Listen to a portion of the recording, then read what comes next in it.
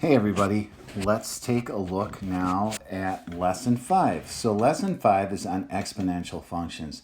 And the big thing to know about an exponential function is that it behaves differently than a linear function. Linear functions make straight lines, and it's proportional what happens from x to y. With an exponential function, it's very different in the sense that when we say things grow or decay exponentially, we mean that over time it usually does it more or less than it did the time before, but it's in some kind of a pattern. So we will look at these exponential functions, and I think they'll start to make a little more sense to you as we walk through them. So we are on page 130. So if you want to pull up the packet and follow along with it, or you can just watch this, and that should kind of be enough. So we're going to look at example 1 and then try the guided practice problem. So I just have the example pulled up here, all right? And there's some things we need to know about. We just talked about what an exponential function is, all right? And they have all this stuff listed, and I think it'll be better for us to kind of just see how it behaves once we start putting together a table. But so looking at this, I wouldn't worry too much about making sense of that. This word, however, though, an asymptote, is something you're going to need to know. And what that is that's a line. It's a straight line that it says that the graph approaches. And basically what that means when it approaches is it gets close to it, but it never actually ever touches it. All right? And you'll kind of see what that means as we go through some of these problems. All right? And so they have this example, and it says graph with a is greater than 0 and b is greater than 1. All right, graph this y equals 3 to the x. So basically what they did, and what we're going to look at right now, is we're going to look at this right here. Okay, so what they did is they put values in for x, and they put in some negative values and some positive values, and then my favorite, they put in 0 to see how it would behave, what would happen with it if you put it in. The big thing to remember is when you put in, let me see if I can get rid of this, when you put in a negative exponent, remember what that means is that becomes 1 over 3 squared, all right, which is why it's 1/9. All right, same thing with this. 3 to the negative 1 is the same as moving 3 to the 1 down into the denominator. 1 over 3 to the 1 is 1/3. Anything to the 0 power is 1. And then 3 to the half is basically the square root of 3. So try to remember what that is. 3 to the 1, anything to the 1 power is that thing. And then 3 squared is just 3 times 3. So just kind of remembering what we're doing. So that's how they're arriving at all these values. And that's helpful to know. Then when they graph it, right, you're graphing using, your x. So you've got this -2 here, so you go to -2, and it's 1/9, so it's very tiny. And then 1, -1, well, that puts it at 1/3, so it's getting bigger. At 0, all right, where x is 0, it's at 1. And then you see that it grows very quickly. And so as it goes moving this way, it's going to get huge. And it's going to get huge in a hurry. All right? As it goes this way, though, that's what happens. What's funny, so think about this. Let's say we have 3 to the negative 10 power. So that's the same as 1 over 3 to the 10th.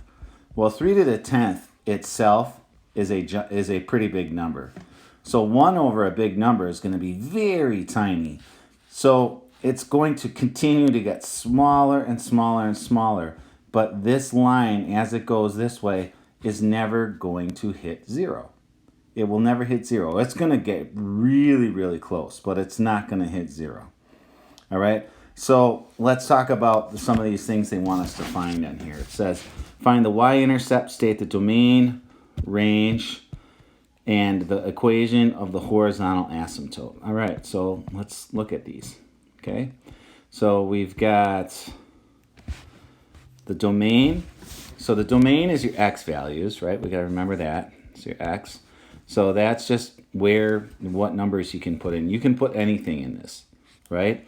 And so x, so from negative infinity to positive infinity, Your range is what values you get after you put your x in. So that's your y, right? Your y values.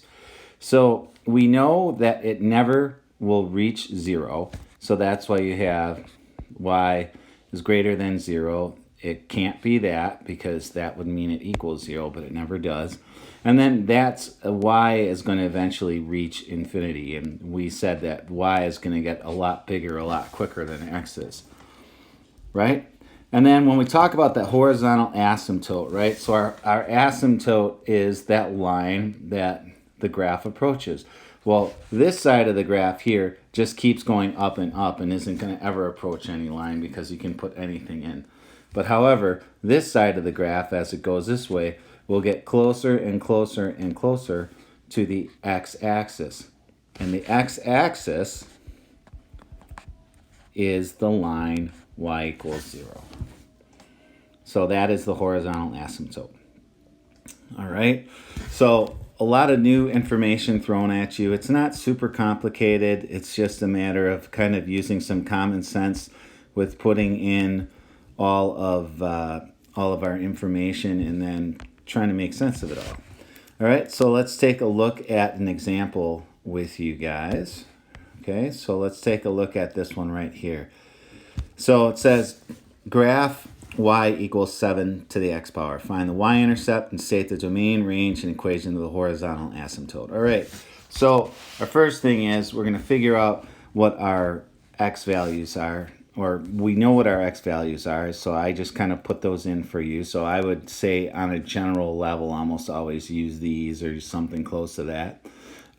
So now it's pretty much just a matter of putting those values in this table. So we're going to go 7 to the negative 2. Well, that's 1 over 7 squared. 7 squared is 49. So this is 1/49. This would be 7 to the negative 1, which is 1 over 7 to the 1 power, which is 1/7. 7 to the 0, anything to the 0 power is 1. 7 to the 1 is 7, and 7 to the 2 is 7 times 7, which is 49. So you can see it's going to start getting big in a hurry. All right, and then when we plot our points, right, so you would go over to negative 2, and then negative 149 is going to be really tiny. 1/7 is still really small, and I'm making this way bigger than it needs to be. 7 to the 0, so you've got the point 0, 1. So that's going to be right here. Now we have the point 1, 7. So 1, 2, 3, 4, 5, 6, 7. That puts me up here. And then you see the point 249 is going to be like, you know, it's way off the screen. So you're going to get this line that goes up and then basically keeps going and goes like that. And so on this one, my domain is my x values. So that's going to be this way. And my x values are basically anything. So we'll say from negative infinity to positive infinity. And my range, it will never quite hit 0. So range is your y. But it will go up towards infinity. All right, and then for my horizontal asymptote, this is like that other one where it gets really, really small, really, really quickly as you go to the left side of 0, as your numbers keep getting larger in the negative direction. So that is going to be, again, y equals 0. All right, thanks for watching. Example 2 will be in the next video.